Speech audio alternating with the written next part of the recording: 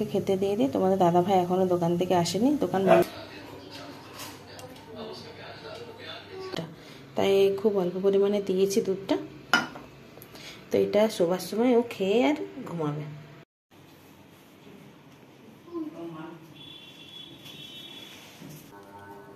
Hello everyone, good morning, welcome back to my channel. তোমাদের সবাইকে স্বাগত আমার আরেকটি নতুন ভিডিওতে। তো আজকে সকালবেলা মেয়েকে স্কুলে নিয়ে যাইনি, কারণ কালকে রাতে প্রচণ্ড ঝড় বৃষ্টি হয়েছে, কারেন্ট চলে গেছিলো, প্লাস ঘুমও ঠিকমতো হয়নি। আর আজকে সকালেও বৃষ্টি বৃষ্টি পড়ছিল, ঠান্ডা ঠান্ডা ওয়েদার আছে। তোমরা তো সবাই জানো আমার মেয়ের কেমন ঠান্ডা লেগে যায়, তাই আজকে মেয়েকে স্কুলে নিয়ে যাইনি। আর ওকে স্কুলে নিয়ে যাইনি, আর সেরকমভাবে আমাদেরও ঘুমটা কমপ্লিট হয়নি, তাই আজকে আমরাও হাঁটতে যাইনি। ওকে স্কুলে নিয়ে গেলে একটা এনার্জি থাকে, প্লাস রোদও দেয়। রোদটা যে আমাদের শরীরে যেমন একটা চার্জের কাজ করে, মোবাইলে যেমন চার্জের কাজ করে ইলেকট্রিসিটি, সেরকম আমাদের শরীরে রোদটা চার্জের কাজ করে। তো তাই চলো, উঠে পড়েছি আমি অনেকক্ষণই হলো, কাজ ফাজ বাগাচ্ছিলাম। এবারে রান্নাঘরে যাব খাবার করার জন্য। তার আগে ভাবলাম যে চুলটা একটু ছাড়িয়ে নিই। তো চলো, তোমরা সারাদিন আমার সঙ্গে থাকো, ভিডিওটা স্কিপ না করে পুরোটা দেখো, আশা করি তোমাদের ভালো লাগবে। আর যদি ভালো লাগে থাকে অবশ্যই লাইক শেয়ার সাবস্ক্রাইব করে দিও। টাটা, তোমার সঙ্গে। তো কাপড় জামাগুলো মাখা হয়ে গেছে, তারপর ভাবলাম যে বাসনগুলো কতক্ষণ পড়ে থাকবে, এগুলো ঠিক ঠিক জায়গায় রেখে নিই রান্নাঘরে। তো রান্নাঘরে নিয়ে চলে এলাম। এবারে এটাকে না, বাসন রাখা যে র্যাকটা আছে ওটার মধ্যে ভালো করে না বাগিয়ে গুছিয়ে না রাখলে এটা নিচে পড়েই থাকবে, তাই সেগুলো বাগিয়ে গুছিয়ে রেখে নিই। এবারে সকালে জলখাবারের জন্য ডাল বসাবো। দেখছি ডাল বেশি নেই, এই অল্প পরিমাণে ডাল আছে, তো সেটাকেই ধুয়ে রেখে দেবো, বাচ্চাগুলোর তো হয়ে যাবে। কারণ আমার ছেলের তো এখন বাড়িতেই আছে, এখন তো ওর স্কুল নেই, এখন স্কুল কয়েকদিন বন্ধ থাকবে, তারপরে স্কুল খুলবে। তাই অল্প পরিমাণ ডালটা যেটা আছে সেটা ধুয়ে নিয়ে প্রেসার কুকারে দিয়ে। এই যে টিফিন বক্সটা দেখতে পাচ্ছ বন্ধুরা, এই টিফিন বক্সটা আগের দিন আমার মেয়ের জন্য কিনেছিলাম। এই টিফিন বক্সটা দেখে আমার এতটাই ভালো লাগলো, কারণ এটাতে গেমও খেলা যাবে, প্লাস এটাতে দুটো টিফিন বক্স ছিল, একটা ভেতরে ছিল, আর তার সঙ্গে একটা কাঁটা চামচ, একটা এমনি চামচ ফ্রি আছে, আর তার সঙ্গে ওপরে গেমও খেলা যাবে। আর এই টিফিন বক্সটা দেখে আমার মেয়ে এতটাই খুশি হয়েছিল যে কি বলার, টিফিনটাই খেতে ভুলে গেছে সেদিনকে, যেদিন ও টিফিন বক্সটা ওকে কিনে দিলাম না, যেদিনকে টিফিন বক্সটা হাতে পেয়ে ও টিফিনটাই খেতে ভুলে গেছে। তো এই যে দেখো, এটার মধ্যে গেম খেলার কত সুন্দর ক্যাপাসিটি আছে, বাবলসগুলো শুধু ওটার মধ্যে ঢুকাতে হবে, বলগুলো। তো চলো, তোমরা সঙ্গে থাকো আর দেখতে থাকো। তো বিছানা বাগিয়ে ভাবছি যে এবারে বাসি পাট সারা হচ্ছে আর কি। তো ভাবছি যে আজকে কি জলখাবার করবো। তো রোজকারই তো রুটি তরকারি তো হচ্ছেই, ডালের রুটি ডাল তো হচ্ছেই। তো আজকে যেহেতু বাচ্চাগুলো বাড়িতে আছে আর ম্যাগিও বাড়িতে আছে, তো ভাবলাম যে ওদের জন্য ম্যাগি করে দেবো। আর মা যে এত এত চাউমিন দিয়ে পাঠিয়েছে, নিয়ে রোজই তো স্কুল যাওয়া হচ্ছে, কিছু জলখাবারে অন্য কিছু করা হচ্ছে না। আজকে যেহেতু স্কুল যায়নি, আজকে ভাবলাম যে একটু চাউমিন বানাবো। তো রোজকার একঘেয়েমি জলখাবারের থেকে ভাবছি আজকে একটু চাউমিন বানাবো। মা কবে দিয়ে গেছে, সেই বিয়ে বাড়ির সময় দিয়ে গেছে, আবার কদিন আগে দিয়ে গেল। তো চাউমিনগুলো জমা হয়ে হয়ে না এক গাদা হয়ে যাচ্ছে। আজকে একটু ঝাল ঝাল করে টেস্টি টেস্টি চাউমিন বানাই, খেতে ভালো লাগবে। হ্যাঁ, বাচ্চাগুলো খাবে না, আমার ছেলে মেয়ে আমার চাউমিন খেতে পছন্দ করে না, ওরা ম্যাগি খাবে, ওদের জন্য আবার ম্যাগি বানাবো। তো আমাদের জন্য ভাবছি একটু আলু কুচি, পেঁয়াজ কুচি, একটু টমেটো কুচি আর একটু কাঁচা লঙ্কা কুচি দিয়ে একটু ভাবছি একটু চাউমিন বানাবো। তাই আমি আনাজগুলো আগে ভেজে নিচ্ছি, তারপরে চাউমিনটা চটপট বানিয়ে নিই, তারপরে পুজো দিয়ে আমি খাবো। বললাম আজকে ভুলে গেছি, কালকে আপনাকে বললাম না।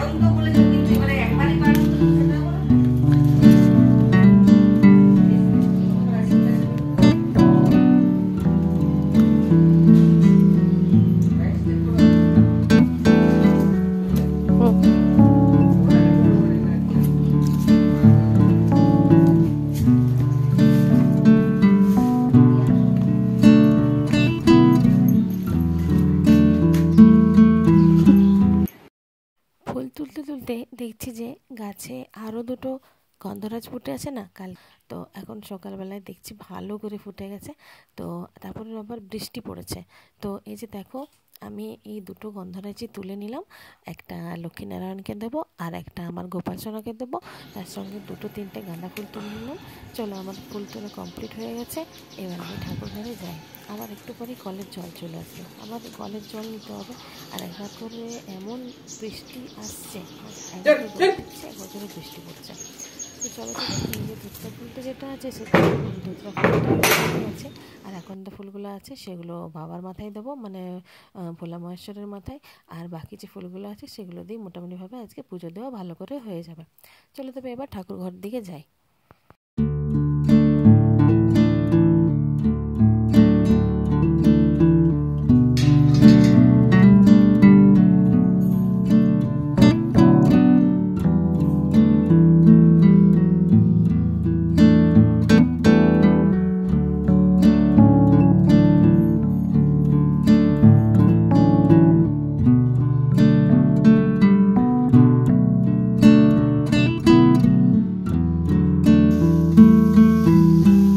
আজকে দুপুরে লাঞ্চে পটল আলুর তরকারি বানানো হবে, তাই পূজা কাটাকাটি করে দিয়েছে।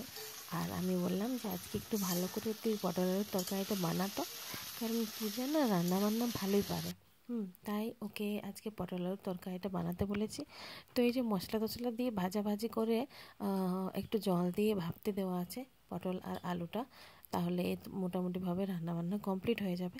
আর এখানে আমি রান্নাঘরে আমের চাটনি বসেছি। তো গাছে না বেশি আম নেই, কারণ কিছুদিন আগে দোকানের একটা ভাই মানে দুটো পেঁপে দিয়েছিল, আর দুটো পেঁপে দিয়েছিল, ওকে পেঁপে আনতে বলা হয়েছিল। তো পেঁপেটা দিয়ে গেছে, আর গাছে আম দেখতে পেয়েছে, বলছে যে আমি আম নেব। তো গাছে যে কটা আম ছিল সে কটা আম, ছোট বড় মাঝারি যা কটা আছে সবগুলো তুলে নিয়ে চলে গেছে। তার মধ্যেও যদি একটা দুটো আছে সেটা ঝড়ে পড়ছে। তো আগের দিন ঝড়ে পড়েছে এক দুটো আম, সেটা দিয়ে আমি চাটনি বানাচ্ছি, মিষ্টি চাটনি বানাবো। আমি পাঁচফোড়নটা হালকা শুকনো খোলায় ভেজে নিয়েছি, তারপরে হামানদিস্তারাতে গুঁড়ো করে নিয়েছি। এবারে এই যে এটা নুন হলুদ দিয়ে আমি আমটা ভেজে নিয়ে জল ঢেলে দেবো, তার মধ্যে ভাজা মশলাটা দিয়ে দেবো। এখানে জল দিয়ে দিয়েছি, আর যে গুড় দিয়ে দিলাম, গুড় দিয়ে বানাবো তাহলে। আর এই যে আমি হামানদিস্তার মধ্যে যে মশলাটা গুঁড়ো করে রেখেছি সেটা এটা দিয়ে দেবো। মশলাটা আমার না একটু বেশি ভাজা হয়ে গেছে, তো সেটা আমি দিয়ে দিয়েছি, ওই জন্য কালো কালো দেখতে লাগছে। যাকে কালো কালো হলো, এটা টেস্টি লাগবে, কারণ একটু কালো দেখতে হলো। চলো এটা আস্তে আস্তে ফুটতে থাক, টেস্টি হবে। আর ফুটে জলটা যখন মরে যাবে এটা আমটাও সিদ্ধ হয়ে যাবে, চাটনিটাও আমার হয়ে যাবে।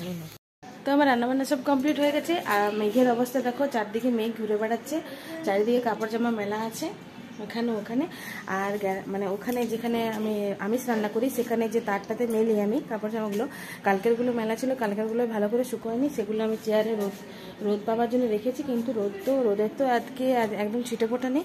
আর এই দেখো আমার মেয়ে দুষ্ট সোনা কেমন সুন্দর সেজেছে, দুটো চুটকি বেঁধেছে, টিক পরেছে, লাইনার লাগিয়েছে, ঠোঁট পালিশ লাগিয়েছিল, মানে লিপস্টিক লাগিয়েছিল, সেটা খেয়ে নিয়েছে। তো চলো তোমাদের খাওনি, তো ওর খিদে পেয়েছে। আজকে কি রান্না করলাম চলো তোমাদের একবার দেখাই। তো আজকে আছে পটল আলু। এখন গ্রীষ্মকাল পড়ে গেছে, তাই পটলটা অ্যাভেলেবেল পাওয়া যাচ্ছে, মানে এটা সচরাচর বেশি পাওয়া যায় না, বাজার দিকে যেতে হবে। আর এখানে ডাল বানিয়েছি আমি, এখানে আছে মুগ দিয়ে মুসুরি দিয়ে ডাল বানিয়েছি। এটা হ্যাঁ একটু মানে গাঢ় গাঢ় হয়ে গেছে। আসলে তোমার দাদাভাইয়ের জন্য সকালবেলায় ওটসের জন্য আমি ডাল সিদ্ধ করেছিলাম, ও খায়নি, তো সেটার সঙ্গে আর একটু ডাল মিশিয়ে করে দিয়েছি। বেশি করে ডাল হয়ে গেছে, সবাই ভাত দিয়ে খাবে। এখানে যে ডিমের কারি আর আলু দিয়ে এটা যেটা পূজা বানিয়েছে, আর এখানে মাছের তেলটা ভাজা আছে, এটা প্রচণ্ড পরিমাণে তিতো। হ্যাঁ একটু মুখে দিয়ে দেখলাম এত তিতো না, তো যাই হোক যে খায় খাবে, না খায় না খাবে। এখানে আছে মাছের কারি, তো মাছের কারিটা বেশি ঝোল করিনি, একটু গায়ে গায়ে করেছি। আর যে আমের চাটনিটা তোমাদেরকে দেখালাম সেটা আমার রেডি হয়ে গেছে। এখানে দেখো কেমন কালো পরিমাণে হয়েছে, খেতে বিশাল টেস্টি হয়েছিল কিন্তু। বন্ধুরা, আমার মেয়ে ড্রয়িং করেছে, ও টিউশন পড়া হয়ে গেছে, তো বলছে মা আমি এখন ড্রয়িং করব। তো ওর কাকিমা আমার ছেলের জন্য যে পেন্সিল বক্সটা এনে দিয়েছিল, ওটার মধ্যে তো এই কালার পেন্সিলগুলো ছিল, তো ওই জন্য বলছে যে আমাকে ওটা দাও, আমি কালার করব। আর আমার ছেলে তো করেই না কালার টালার, তো ওকেই দিলাম। তো এখান থেকেও ফুল এঁকেছে, একটা দুটো তিনটে চারটে ফুল এঁকেছে, দুটো বাটারফ্লাই এঁকেছে, আর এখানে হচ্ছে একটা ফ্ল্যাগ এঁকেছে, ন্যাশনাল ফ্ল্যাগ, গেরুয়া, সাদা, সবুজ, এখানে তার মাঝখানে অশোক চক্র এঁকেছে। তো সন্ধ্যাবেলায় বসে বসে ওগুলোই করছে। আর পেজ ছিঁড়ছে, এই দেখো বইয়ের পেজটা ছিঁড়ে দিয়েছে, ঘরটা কালার করেছে আর পেজটা ছিঁড়ে দিয়েছে, বলছে আমি ছিঁড়ে নিয়ে যেয়ে কাকিমাকে দেখাবো। তো বলো তো বন্ধুরা, বইটা আর বইটা নিয়ে যাওয়া যাবে নাকি? সেটুকু বুদ্ধি নেই। আর এই যে বাটারফ্লাইটা কালার করেছে, দেখো কেমন হয়েছে। কি করবে বন্ধুরা, কি করবে তোমার ছবিটা দেখে? কি করবে? লাইক করবে, তাই তো?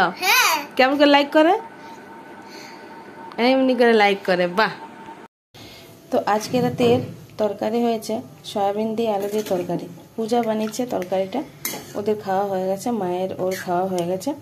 আমার ছেলেকে খেতে দেওয়ার জন্য রান্নাঘরে এসেছি।